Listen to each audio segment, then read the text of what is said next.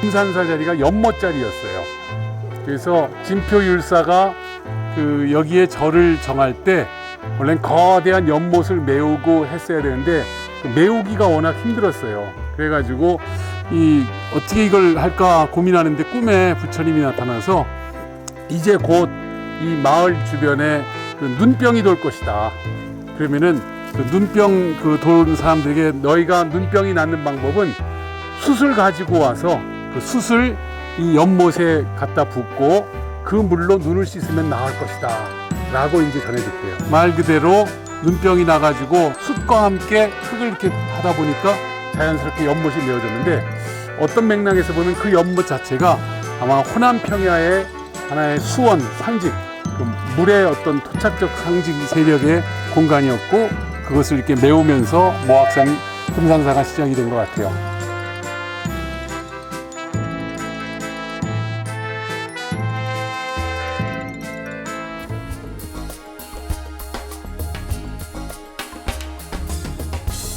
이 가운데에 전봇대 같은 국기계양대가 있는 거예요. 그래서 높게 그 가운데 당간이라는 게 있어요. 당이라는 것이 뭐냐면 깃발이고요. 간은 깃대라는 거예요. 쓰러지지 말라고 지지대예요.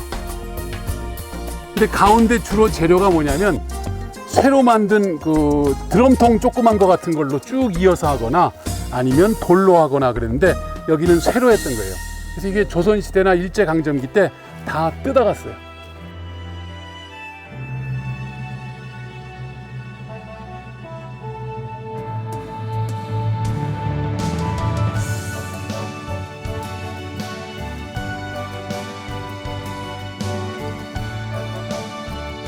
그러니까 미륵전이라고 돼 있죠. 미래부처 기억나죠? 그래서 미래부처가 여기 와서 말 그대로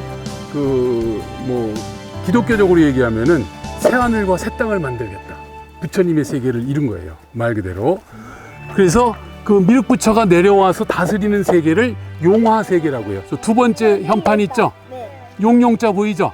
그 다음에 빛날 화자예요. 용화지회. 그래서 용화세계를 상징하는 의미의 용화에 여러분들은 모여있다. 하고서 미륵께서 하늘에서 내려온 모습이고 그 다음에 마지막에 보면 대자보존이라고 돼 있죠? 그 대자라는 것은 이 미륵의 다른 이름이 아주 인자한 어머니 같다 해서 자시라고 해요. 그래서 아주 큰 인자함을 갖고 있는 분, 그분의 건물에서 대자보존이라고 해서 현판이 이름은 미륵이시고 그분이 다스리는 세계는 용화세계고 그분의 속성은 자비로운 분이다. 그런 것이 이제 현판으로 됐고 그리고 재미있는 것은 왜 3층으로 했냐면 이제 미륵이 내려오셔서 중생들을 막 불러 모으는데 3번 큰 법회를 해요. 그래서 첫 번째, 두 번째, 세 번째, 3번 미륵 3회를 상징하는 그런 건물이 3층이 된 거예요. 저거는 고요할 적, 그 다음에 사라질 멸, 정멸보궁이라고 있습니다. 석가모니의 진짜 유해, 사리를 진신사리라고 그래요. 그 사리를 모신 공간이 있으면은 거기에는 굳이 부처님의 형상을 우상처럼 만든 불상이 있을 필요가 없어요. 그렇죠? 일로 와서 보세요. 불상이 있어요, 없어요? 안에 불상이 없죠? 그리고 사리를 진짜 모시고 있는 저 공간만 바라보는 거예요. 그래서 이렇게 우리나라의 정멸보궁이라는 곳이 저 공간이 말 그대로 부처님이 되기로 서약한 스님들이 3년 동안 수행을 끝난 다음에 행자를 끝내고 나서 드디어 마지막 궤를 받죠. 신부님들 사제석국 같듯이 그 자리예요. 저기에서 자기를 완전히 버리고 부처의 제자가 되겠다. 그래서 서양하는 궤를 받는 수계하는 계단, 그래서 계단이에요.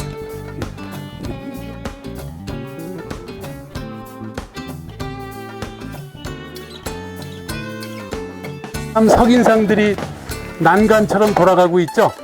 그래서 아마 여기에 돌난간이 있었던 것 같아요. 그 다음에 여기 보면은 저 면 부분에 각종 사람들이 음각이 돼 있죠. 그래서 말 그대로 부처님의 그 세계가 여기가 이제 미륵 부처님이 살고 있는 도솔촌의 세계가 내원궁하고 외원궁으로 나눠져요. 그래서 외원궁에는 각종 천인이 즐거워하며 음악을 연주하고 있다 뭐 그런데 바로 그 모습을 지금 여기다 새긴 것 같아요. 그리고 요 다음 단계는 2단이 있죠. 거기는 이제 부처님, 미륵부처가 진짜 있는 내원의 세계인 거예요. 그래서 내원과 외원으로 2단으로 나눠져서 그 미륵부처의 상징물이 저기 보면 이제 종 모양처럼 이렇게 돼 있죠. 그 밑에 이제 그 진신사리를 놓고 그 이제 미래로 연결되는 하나의 연결 통로로 삼은 것 같은데 이제 이런 걸 보고 나니까 느낌이 오죠. 이게 뭔가 다 상징을 갖고서 만들었겠구나. 이게 5층석 탑이에요? 그렇지. 그리고 이제 요 앞에 보면은 탑이 있죠. 요거는 고려시대의 전형적인 탑인데 5층 석탑 잘 나왔어요. 여기 보시면은 미안해. 그 저 5층하고 7층하고 헷갈릴 수 있을 거야. 근데 잘 보세요. 5층을 어떻게 구분하냐면요. 요 기와지붕처럼 이렇게 그 첨화선이 있죠. 첨화선 밑에 층굽이라고 해가지고 그 계단 거꾸로 된 것 같은 게 받침대로 있죠. 층굽이 있는 게 그게 한 층씩이에요. 그럼 여기 보면 1층, 2층, 3층, 4층, 5층 맨 마지막에 6번째 거는 그 층굽이 없죠. 비슷해 보이는데 구분이 돼요? 네. 그걸 알면 이제 여러분 최상 한국사 능력 시험 1급 수준이 된 겁니다.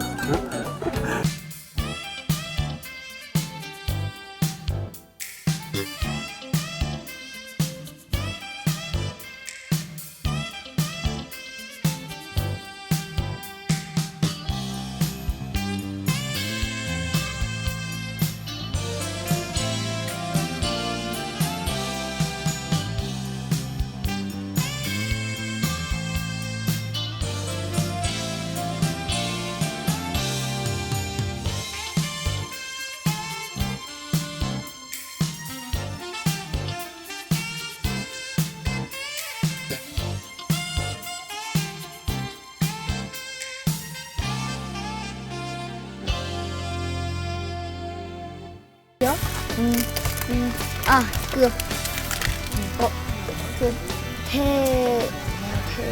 대적광전? 대적광전에서 5명의 부처님과 6명의 보살님, 그렇게 우리나라에 제일로 많이 모여져 있다는 게 신기했어요. 그 아이들하고 이런 자리가 처음인데요. 이제 또 아이들하고 같이 해서 좀 더 뜻깊은 시간이 됐던 것 같아요. 오늘 김제에서 진행했던 기계 인문학의 답사 코스는 금산사를 중심으로 그 지역에서 있었던 백제, 통일신라, 특히 고려, 조선으로 이어졌던 역사의 변화 과정을 봤고요. 특히 미륵신앙의 핵심 공간을 봤고요. 그 다음에 이제 그 금산사와 연결돼서 통일신라 시기에 화엄 십찰로 새롭게 만들어진 귀신사를 탐방하면서 역사적 의미를 새겼습니다. 그래서 결국은 이 김제 지역 분들이 금산사, 귀신사, 기타 종교 신앙의 성지로서의 모악산을 새롭게 인식할 수 있는 기회가 오늘 마련되지 않았나 이렇게 생각이 듭니다.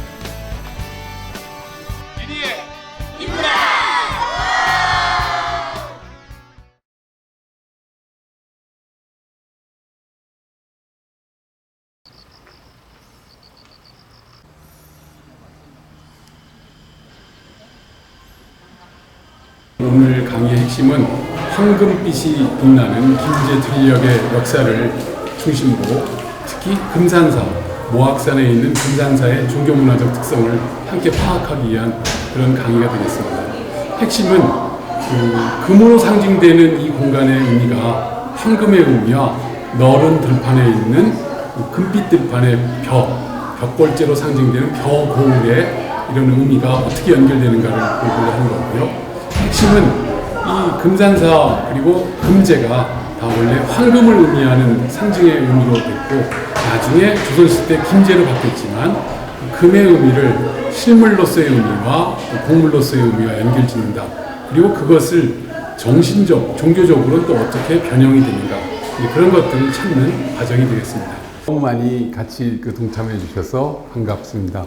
그 기회가 많이 있어요. 뭐 예컨대 지역의 문화라든지 아니면 그런 것 할 때 주로 제가 했던 분들은 이제 선생님들이거나 공무원분들이거나 아니면 좀 나이가 있으신 분들이 좀 많았는데 제가 지금까지 강의한 분들 중에 가장 어린 분들을 오늘 많이 한 것 같아서 기대도 되고 또 일면 긴장도 됩니다. 여러분들 수준에 맞춰서 제가 같이 할 수 있도록 노력을 하겠습니다. 여러분이 살고 있는 동네가 김제죠? 김제라는 이름이 어떻게 생겼는지 혹시 아세요? 여러분들이 보시는 이 김제라는 이 고장의 이름은 쇠금자죠? 근데 쇠금인데 사실은 우리가 얘기하는 황금을 의미하기도 해요. 황금빛이 아주 깔려있는 드넓은 벌판에 있는 뚝이 있는 고향. 그래서 금빛 나는 뚝. 그게 사실 금제였고, 그 의미가 여러분 지금 이 가을이 돼가지고 누런 벼가 지금 익고 있죠? 바로 이제 그런 고장에 여러분들이 살고 있는데 그 고장과 관련된 이야기를 할 겁니다. 근데 그걸 전체를 오늘 다는 못하더라도 핵심적인 얘기를 모악산을 중심으로 하고자 합니다. 전라북도라는 공간은 어떤 공간으로 구분될까? 제가 임의로 한 4권역으로 나눠봤는데 특징을 보면은 들과 산과 바다로 크게 구분돼요. 여러분, 우리나라는 기본적으로 반도 국가죠? 반도가 무슨 뜻이에요? 오, 똑똑하네. 반이 섬이에요. 그러니까 3면이 바다로 둘러싸여 있죠? 4면이 둘러싸이면 섬이고 3면이니까 반도야. 반이 섬이야.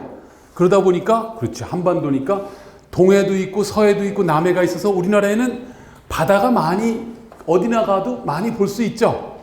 그 다음에 우리나라 특징 중에 하나가 산이 많아요.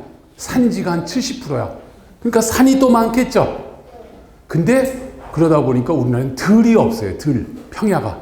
그런데 우리나라에서 독특하게 평야가 발전된 곳이 바로 대표적인 거 어디예요? 그래요. 호남평야. 호남평야에서도 지금 여러분들이 살고 있는 동네가 무슨 평야죠? 김제만경평야라고 하죠.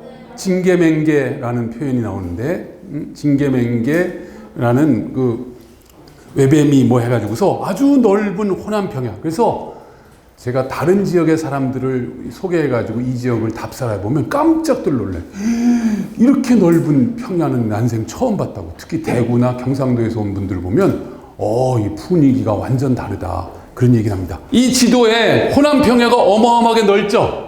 근데 여기 지금 또 거대한 방조제가 보이죠? 이게 뭐죠? 새만금 방조제죠? 정확히 얘기하면은 이 호남평야가 넓은데 이 땅을 더 넓히자 해가지고 지금부터 한 25년 전에 거대한 이 섬들을 이어가지고 방조제를 쌓고 여기를 이렇게 연결지어서 여기를 다시 농토로 만들 계획을 세웠어요. 그게 무슨 사업? 새만금 사업이야. 그래서 어마어마하게 넓은 땅을 만들게 됐는데 그 새만금이라는 공간이 어떻게 이름이 붙였냐면 보세요. 새만금은 어떻게 이름을 붙였어요?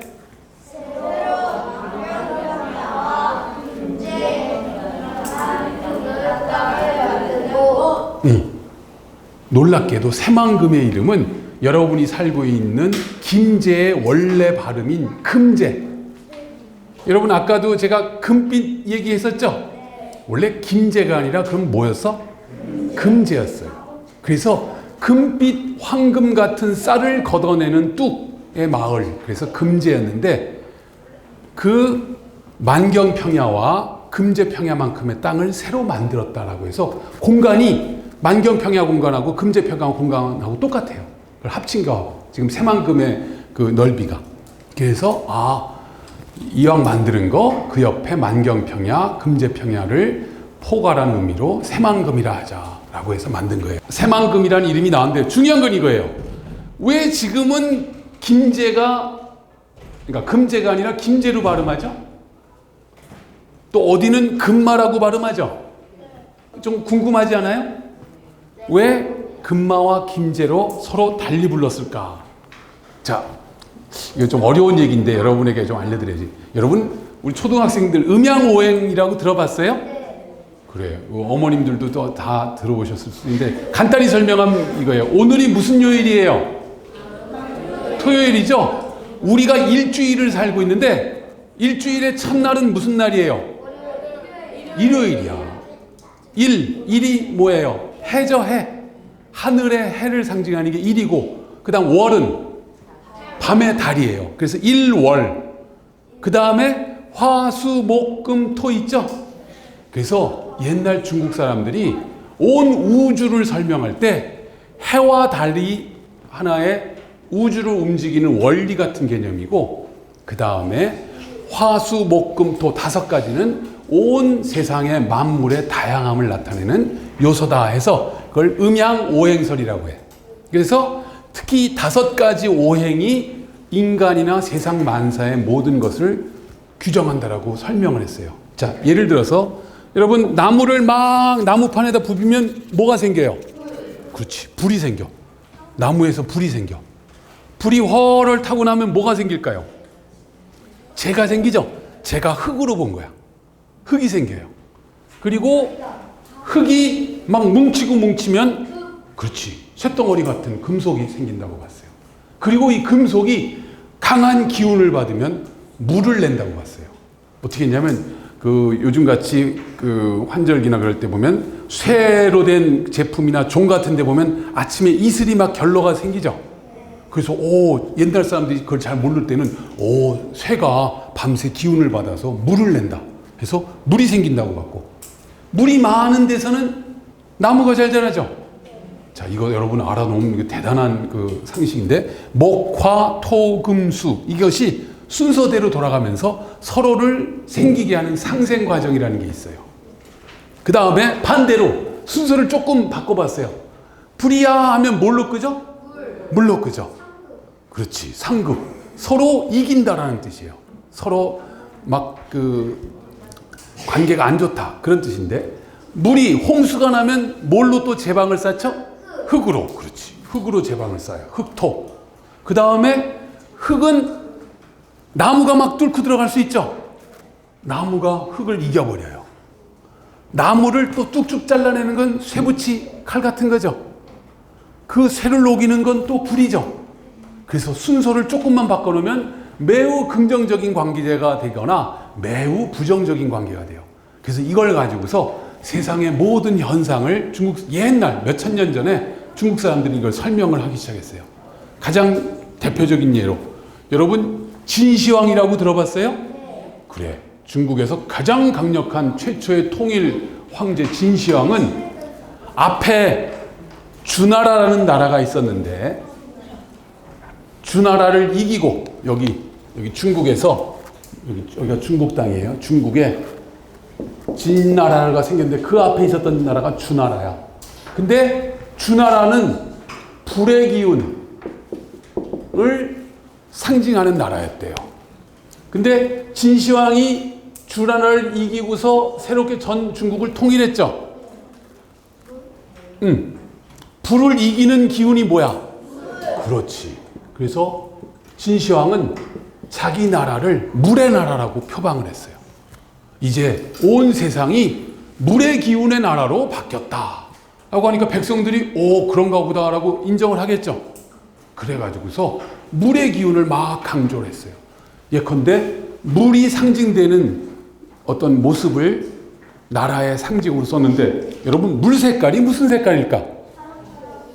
물 색깔 하얀색, 하늘색, 투명한 색, 파랑색. 여기에 답이 있는데. 그렇지. 중국 사람들은 물 색깔을 검다라고 봤어요. 좀 이상하지?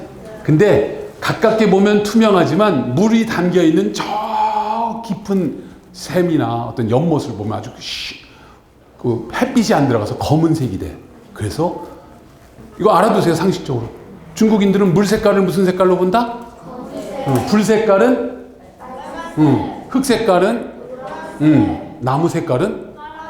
놀랍게도 나무 색깔이 파란색이야. 그 다음에 금 색깔은 하얀색, 백색이에요. 그래서 이런 것을 갖다가 방위나 색깔에 막 적용을 하는데, 그래서 진나라는 물 색깔이 나라기 때문에 모든 관복을 무슨 색깔로 했을까? 검은 흑색으로 다 했어요. 나중에 여러분들 진시황이 나오는 무슨 영화나 드라마 보세요. 모든 관복이 다 검은색이야. 그것은 우리가 물의 기운의 나라다 해가지고서 검은색으로 다 해서 모든 그런 시스템을 갖춘 거예요. 자, 그 똑같은 상황이 우리나라에도 있었어요. 여러분, 조선 왕조를 세우신 분이 누구죠? 그렇지. 어이, 잘하네. 응? 조선 태조 이성계 시죠? 자, 조선이 극복한 나라, 내지는 조선에 앞서 있었던 나라는 무슨 나라죠? 그렇지. 어이, 똑똑하네. 고려라는 나라가 있었는데, 고려라는 나라는 무슨 상징으로 했었냐면, 물의 나라였어요. 물. 수덕. 고려라는 나라는 물의 기운을 표방한 나라였어요. 자, 근데 고려에서 조선으로 넘어가는 과정이 주나라와 진나라는 막 전쟁을 통해서 했지만 고려에서 조선으로 넘어갈 땐 전쟁 같은 걸 했나 안 했나? 내부 간에 조금 갈등은 있었지만 사실은 이거는 역의 개념이고 상급 개념이고, 여기는 고려에서 조선으로는 상생관계로 설명들을 많이 해요. 대표적인 예로 여러분 고려의 마지막 왕 이름이 뭔지 아세요? 그렇지. 공양왕이라고 그래요. 공양왕. 여러분 얼마 전에 정도전이라는 드라마 혹시 봤나? 좀 어려운데 거기 보면 고려의 마지막 왕이 공양왕이고 그 다음에 조선 태조 이성계에게 왕위를 넘겨줘요. 왜 이름이 공양왕인지 알아요? 한자를 쓰면 이게 공손할 공자고 양은 양보할 양자예요. 양보할 양. 그러니까 이게 무슨 뜻이야? 왕을 공손히 이성계에게 양보했다 해가지고 이름을 공양왕이라고 지어준 거예요. 이거 진짜예요? 잘 알아도 여러분 고려의 마지막 왕 이름이 뭐라고? 공양왕. 왜 이름을 공양왕이라고 해줬다고? 그렇지. 공손하게 왕위를 이성계에게 넘겨줬다 해가지고 공양왕이라고 이름을 줘버린 거예요. 자, 그러니까 고려는 물의 나라니까 물의 나라 다음에 상생관계에서 나올 수 있는 나라가 무슨 나라예요? 나무죠. 근데 잘 봐. 태조 이성계 이씨가 무슨 이자요? 전주 이씨인데 나무목의 아들 자자 쓰죠. 야, 우리 초등학생들이 한자를 너무 잘하네. 나무의 아들이야, 나무의 아들. 그러니까 딱 맞죠. 물의 기운에서 나무의 기운으로 이어지는데 그 이성계가 나무의 아들이니까 이 음양오행설에 딱 맞아요, 안 맞아요? 맞아요. 그래가지고 고려에서 조선으로 넘어가는 걸 아주 정당화하는 중요한 근거로 써먹었어요. 내가 나무의 기운의 아들이다. 목자다, 목자. 그러니까 내가 하늘의 뜻을 받아서 이제 고려는 기운이 다 했으니까 새로운 나라를 만들겠다. 그렇게 한 거예요. 자, 여기까지는 오늘 여러분 큰 상식 배운 거예요. 알겠죠? 자, 근데 문제는 태조 이성계가 조선의 왕이 돼서 딱 보니까 이 조선에 가장 많은 성씨가 무슨 성씨일까요? 그렇지. 좀 전에도 제일 많은 성씨가 금씨였어요. 금씨.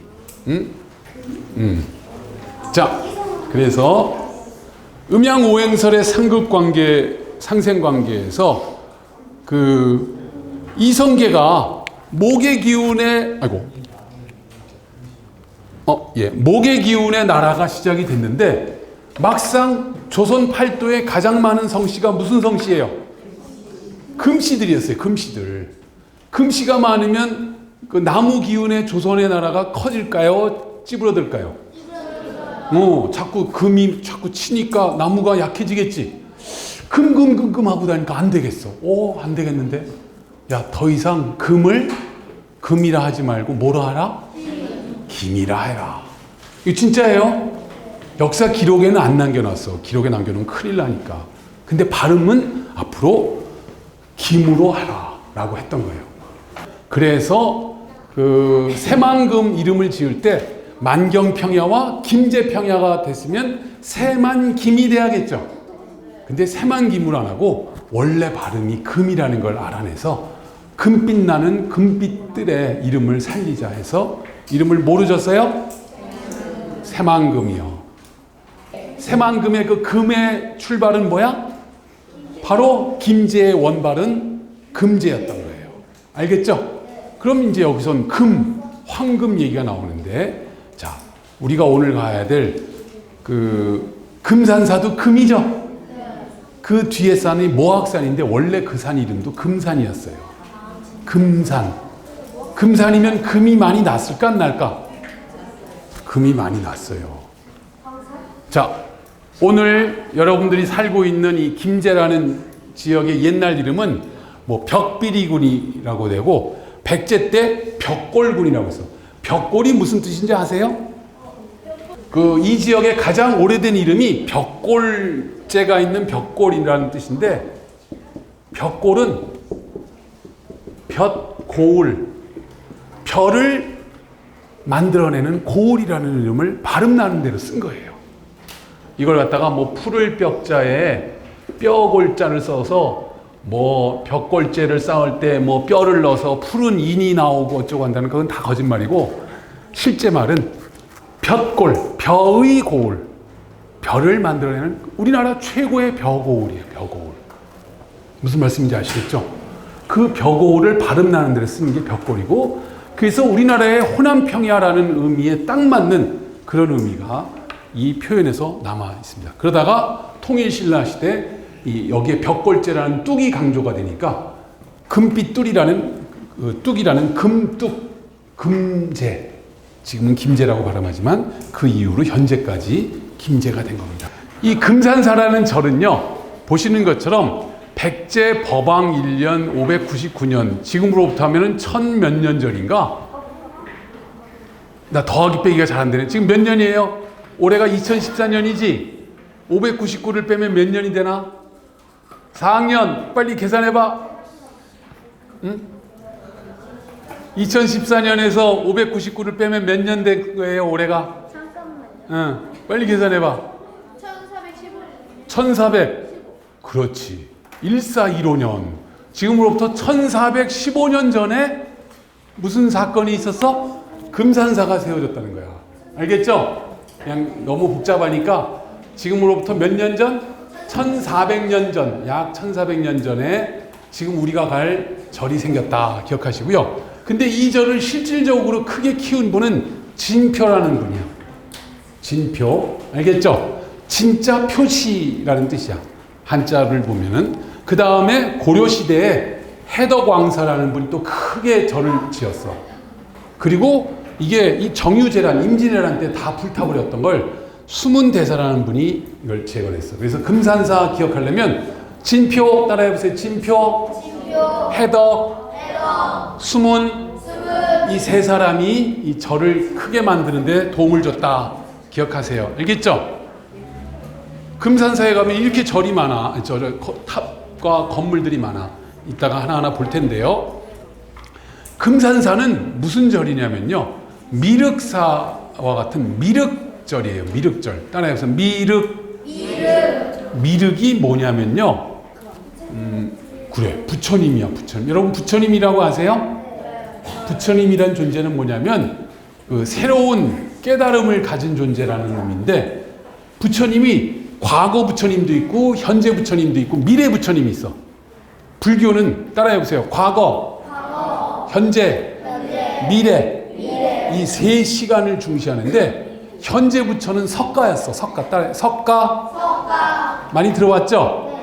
그럼 석가가 돌아가신 다음에는 미래의 부처님이 한 분 더 있어야겠지. 그 미래 부처가 미륵이야. 따라해보세요. 미래 부처 미륵. 혹시 교회 다니는 분들이 있어요? 예전에도 다녔구나. 그랬어.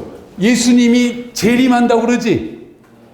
미래에 와서 세상을 구원한다고 그러죠. 바로 그런 분이 미륵이야. 자, 정리하면은 금산사는 따라해보세요. 금산사는 미래 부처, 미륵을 모시는 절. 이게 제일 중요해. 오늘 그것만 알고 가면 돼. 그래서 미륵이라는 존재가 우리를 구원한다. 그렇게 이해하면 돼. 뭐 상생, 하생 신화는 이 어르신들이 계시면 좀 깊이 있게 하려고 그랬는데 이건 넘어갈게요. 자, 이거는 이제 미륵하고 같이 새 세상에 살려면 살생하지 말고, 도둑질하지 말고, 문란하지 말고, 거짓말하지 말고, 뭐 남 욕하지 말고, 싸움하지 말고, 탐욕스럽지 말고, 화내지 말고, 뭐 못된 생각하지 말고 이런 것들을 하면은 미륵과 함께 아주 천국에서 살 거다. 뭐 그런 식의 얘기예요. 중요한 건 잘 들어. 몇 개예요? 10개. 그렇지. 이따가 금산사에 가면은 이 10을 상징하는 상징물이 하나 있어.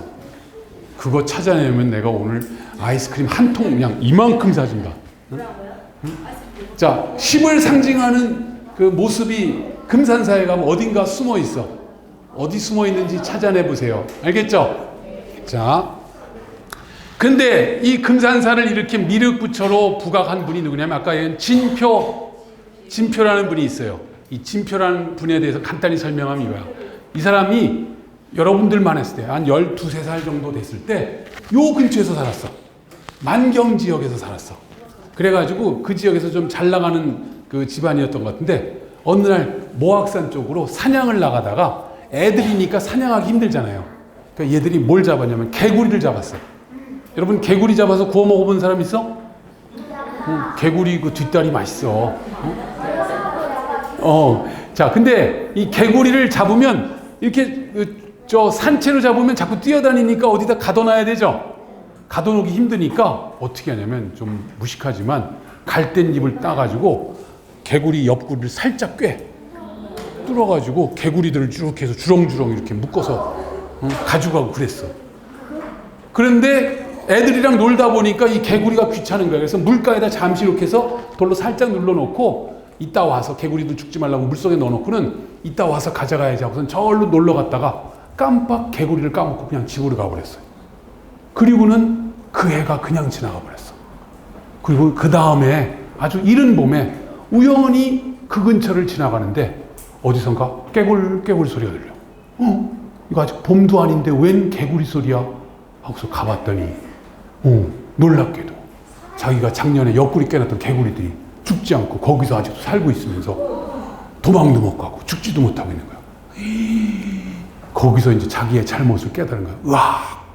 그러니까 어떻게 살짝 풀어서 개구리들 다 놔주고 바로 그냥 절로 들어가서 머리 깎아버리고 스님이 돼버렸대요. 이게 진표 스님이 말 그대로 중된 얘기인데 여기는 두 가지 뜻이 있어. 그야말로 어린 마음에 그 살생하지 말아야 될, 그리고 남에게 나쁜 짓 하지 말아야 될 그런 것을 하나 알려주고 있죠. 그리고 이걸 정치적으로 해석하는 분들은 아마도 진표가 살고 있던 데가 백제가 망한 땅의 사람들이야. 나라 잃은 백성들이 마치 개구리가 옆구리 깨어가지고 묶여있는 것 같이 죽지도 못하고 도망도 못 가는 것 같은 그런 존재들이 돼 있는데 그들을 풀어줘서 해방시키라. 여러분 교회 다니는 사람들 모세가 이집트에 노예같이 데리고 있던 유대인들을 해방시켜 나왔죠. 그것처럼 진표가 그런 백제 유민들에게 희망을 주라라는 그런 미션을 준 걸로 설명들을 많이 해요. 그래가지고 이 사람이 절에 들어가서 깨달음을 얻어야겠는데 여러분 변산반도 아세요? 네. 변산반도의 제일 높은 봉우리 의상봉이라고 알아요? 변산반도 새만금 쪽에 가면 레이더 기지가 있는 공군 레이더 기지가 있는 높은 봉우리가 있어. 거기 바로 밑에 여기가 진표가 수행한 불가사의한 방이라고 해서 불사의방이라고 있어요. 여기에 쌀 20마를 미숫가루처럼 쪄가지고 내려가서 여기서 내가 부처님 만날 때까지 여기서 고행하겠다 해서 미륵 부처님을 난 만나야겠다라고 수행을 하는 거예요. 바로 이 자리야. 사람이 있을만하지?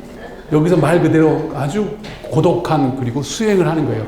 그래서 요즘은 위험한 가끔 등산하는 사람들이 여기 오니까 아예 떨어지지 말라고 이걸 보호망을 쳐는데 진짜 위험해요. 여러분 절대 가면 안 돼. 거기 가면 여기 이렇게 해서 물이 이렇게 고이게 돼서 여기서 물 마실 수도 있어요.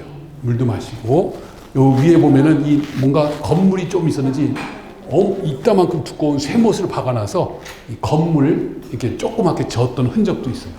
어쨌든 여기에서 진표 스님이 거의 3년 동안 수행을 해서 드디어 미륵부처를 만나요. 그래가지고 너는 이제 금산사로 가서 새로운 희망을 사람들에게 줘라 해가지고 금산사로 와가지고 금산사를 만든 거예요. 그래가지고 이렇게 거대한 이따 가서 이제 여러분 볼 거예요. 이 미륵부처님 볼 수 있겠죠? 바로 요 미륵부처. 그리고 이 미륵부처가 여기 안에 계시죠? 잘 봐. 미륵전. 요 이름이 미륵전이야. 이 주인공 이름을 써놔야겠지? 그래서 절에 가면은 한자로 뭔가 이렇게 현판이라는 게 달려 있죠. 간판처럼 거기에 그 건물의 주인공의 이름을 다 써놓은 거야. 그래서 미륵 하면은 미륵전, 대웅전 하면은 석가모니 대웅, 아주 큰 수컷, 큰 남자라는 의미의 영웅이라는 의미의 대웅 써 있고 뭐 그런 거예요. 그래서 이 안에 이렇게 있는데 원래는 이 미륵 부처님이 요 앞에 보면 큰 돌로 된 석연대인데 원래는 여기 있었어. 근데 임진왜란때 다 불타버리고 이걸 다시 조정하면서 이쪽으로 옮겨간 거예요. 이건 1640년경에 세워진 건물이에요. 이 진표 스님은 금산사만 세운 게 아니라 여러분 속리산 법주사라고 아세요? 거기에 가서 이렇게 거대한 미륵신앙의 도량을 또 만들었어요. 여기도 미륵불을 만든 거예요. 그리고 또 어디까지 가냐면 저 금강산, 지금은 우리가 갈 수 없는 북한의 금강산에 발현사라는 절. 근데 여기는 지금 어떤 분이 최근에 여기 갔다가 그림으로 그냥 그렸어. 그래서 터만 남아있는. 근데 이게 뭐냐면요. 진표 스님이 어디를 다녔나 봤더니 이 그림이 좀 우리나라를 보면 내가 그림 그릴 때 우리나라 이 압록강 두만강 안 그리죠? 이런 거 그리지 마. 이거는 일본인들이 우리나라를 한반도로만 좁게 보게 만든 나쁜 교육이야. 우리나라 지도를 이렇게 넉넉하게 그리고 우리 영토는 이만큼 하고 그리면 되는데, 자, 여기가 금산사죠. 여기 보은 법주사 속리산이 있고 여기 발현사라는 것이 있어. 여기가 어디냐면 다 백제 유민의 땅, 고구려 유민의 땅이야. 아까도 얘기한 것처럼 이 사람은 신라하고는 거리가 있고 다 백제 유민들의 아픔에게 희망을 주는 미륵, 고구려 유민들에게 희망을 주는 미륵을 이렇게 지역적으로 뺑 돌아가면서 만든 거예요. 무슨 의미인지 알겠죠? 그래서 이건 희망을 주는 분이었다. 그 다음에 이건 1910년대, 20년대 금산사의 옛날 모습이야. 일제강점기 때 자료들에 남아있는데 모습이 비슷하죠? 비슷한데 여기 보면 이따 보면 알겠지만 1930년대 보면 지금 가면 이쪽으로 옮겨놓은 금산사 타층 석탑이 그때는 여기 있었어요. 그래서 이게 왔다 갔다 했다는 것도 알 수 있는데 그런 흔적이 있고요. 그 다음에 원래 미륵 부처님은 이런 모습이었어요. 이런 모습. 근데 이게 1935년에 불이 나, 안에서. 불이 나가지고 요 가운데 부처님 있죠? 이분이 불타버렸어. 그래서 이분을 불타버린 걸 38년에 우리나라 근대 조각가인 김복진이라는 분이 새로 만든 게 이 모습이에요. 그러니까 지금 여러분들이 가서 보면은 금산사에 있는 부처님은 모양이 좀 바뀌어 있다. 그렇게 기억하시면 돼요. 알겠죠? 그래서 안타깝게도 여기가 좀 비슷한, 보살님이나 부처님이나 비슷하지? 지금은 엄청 커졌지? 이런 부처님이 있다. 그렇게 기억하시면 되겠고요. 이게 이제 그때 만드는 모습이고, 그 최근에 요 옆에 있는 법화림 보살이 이게 뭐로 만든지 아세요? 진흙으로 만들어요. 진흙으로 그 안에 골조 나무로 이렇게 만들고 진흙을 막 붙여가지고서 여러분 조각 만들듯이 만드는데 오래되니까 습기를 먹으면 이게 무너질 수도 있겠지. 그래서 이분께 무너질 것 같아서 뒤에 보충을 하다가 뒤에서 그 안에 이런 그 복장 유물이 후령통이 그 2008년인가 발견된 그런 사건도 있었고요. 거기 가면 또 이런 그 원래 미륵님이 서 있을 연화 대자도 있어요. 이게 어마어마하게 커요. 통일신라 시대 유물입니다. 예. 그 다음에 그 방등계단 이 저쪽으로 이제 올라가는 모습인데, 이 방등계단에는 이렇게 이런 신장상이나 사천왕상 같은 신장상이나 아니면 이게 천인상이나 그 다음에 문인상 비슷한. 근데 이 모습들을 우리가 미술사 쪽으로 보니까 고려 후기적인 느낌이 많이 들어요. 북방 몽골 쪽이나 그쪽 영향을 좀 받은 그런 그 구조물이 남아 있고요. 여기는 쉽게 얘기하면 그 스님되는 그 수계받는 재단이에요. 수계 재단. 그래서 계단이라고 해서 이게 발을 딛고 올라가는 섬돌이 아니라 무릎 꿇고 내가 이제 영원히 부처님을 모시고 살겠다라고 하는 의식을 지르는 재단이에요. 재단. 그렇게 이해하시면 되겠고요. 이런 모습이 있고 바로 그 앞에 보면 전각 안에 부처님의 진신사리가 있기 때문에 불상이 없는 전각이 딱 있어요. 안에 들어가면 이 바깥에 이것만 보이게 이런 모습으로 돼 있고요. 그 다음에 아까 다층 석탑이 있고 여기서 조금 올라가면 이제 봉천원구라고 해서 고려시대 해덕왕사라는 분이 있어요. 여러분 고려시대 이자겸이라고 아나? 그 이자겸하고 그 형제 관계였던 바로 이 스님이 이 해덕왕사인데, 그래서 막강한 돈을 가지고서 금산사를 어마어마하게 크게 만들어요. 그래서 그때 누굽니까? 예, 88당에 해당하는 엄청나게 많은 그 절을 지어서 대사구, 광교원, 봉천원에서 우리가 올라가는 곳의 산 남쪽에 또는 북쪽에 현재 이 세 군데로 나눠진 공간이 있었다. 그 다음에 이제 여러분이 금산사를 떠나면 귀신이 나오는 귀신사가 있을 수 있어요. 절대 귀신이 나오는 절이 아니에요. 이 귀신사에 대한 아까 좀 전에 그 보물지도라는 프로 봤죠? 귀신사도 찍어서 아마 이달 말, 지금 아시안 게임 때문에 방영이 안 되는데 10월 초에 귀신사가 나갈 거야. 아마 월요일 아니면 화요일 날 나가니까. 귀신이 안 나오는데 왜 귀신이 그렇지. 왜 귀신이 안 나오는데 귀신이라 했는지 이상하죠? 이거는 한자가 틀려요. 귀신사라는 말은 사실은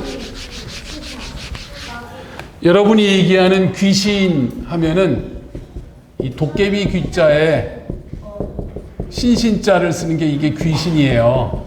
근데 이건 아니고 여기서의 귀신은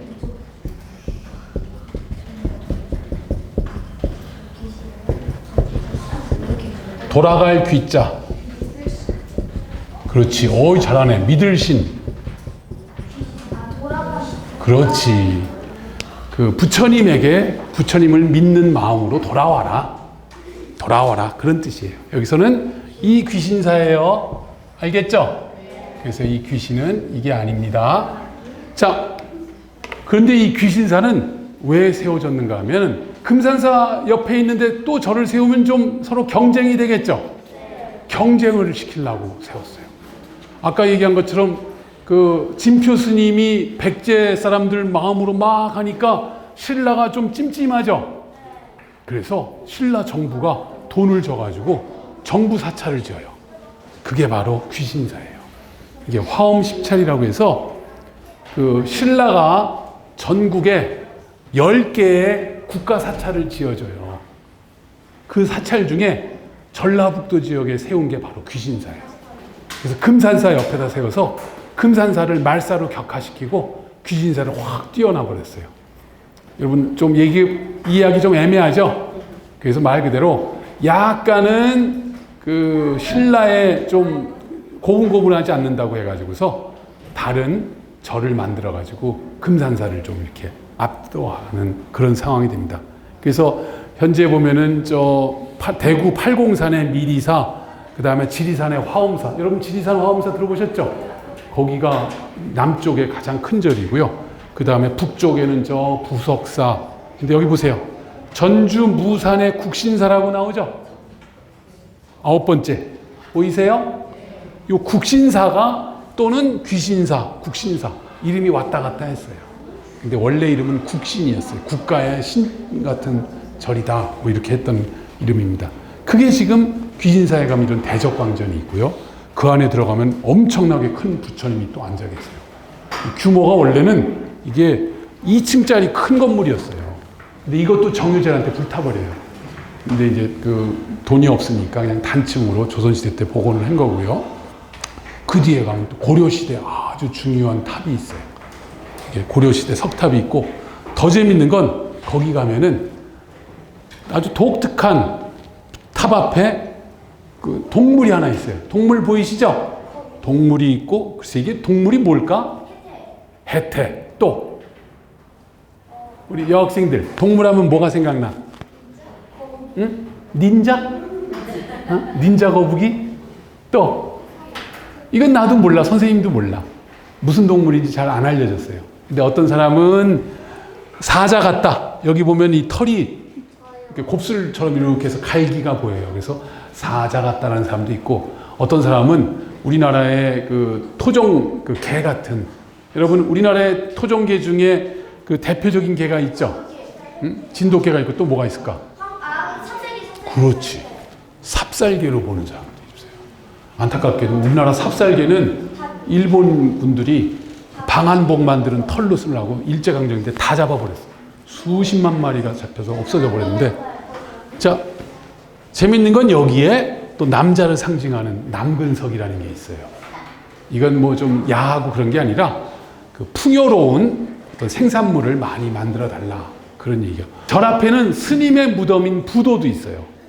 그래서 지금 본 건물 있어서 한참 저 밑에 논 사이에 이런 고려시대 큰 부도도 또 남아 있어요. 그래서 귀신사도 꽤 규모가 크구나, 그렇게 기억하시면 됩니다. 자, 근데 아까도 얘기했지만 이 김제 지역은 우리나라에서 금이 많이 나는 곳이라는 지명 때문에 금이 나왔을 가능성도 있다고 그랬죠? 진짜 내가 김제하고 사금 딱 쳤더니 검색어 했더니 사금 채취하는 곳이 있어. 금구 지역에 가면은 옛날 이 개울이 있는데 여기서 금을 많이 캤대, 옛날에. 여러분, 금 이렇게 무슨 접시 같은 데다 해가지고 이렇게 분리하는 거 알죠? 여기서 많이 했던 거예요. 우리나라에 금자 들어가는 지명은 금이 많이 나요. 김제가 특히나 요즘도 했나? 내가 옛날 지나가 보면 논바닥에서 겨울에 보면은 거대한 포크레인이 막 땅을 파고 있더라고. 그래서 이거 왜 팝니까 했더니 그 옆에 분리기가 있어서 거기다 해서 턱 하면 막 분리해서 금가루 찾아내고 그러더라고. 그럴 정도로 김제가 금이 유명한 동네고요. 자, 쉬지 않고 하는 바람에 여러분들이 지금 거의 한계에 온 것 같아. 그래서 조금 더 얘기를 해줄 거를 그냥 여기서 끝내기로 하고, 조금 이따 이제 점심을 맛있게 준대요. 그렇죠? 그럼 맛있게 먹고 이제 현장 가서 더 구체적인 얘기를 해드릴게요. 알겠습니까? 질문 있으세요? 우리 학생들 선생님이 1시간도 넘게 얘기했는데 끝까지 버텨줘서 너무 고마워. 일단 여기서 끝내고 현장 가서 또 얘기할게요. 예, 고맙습니다.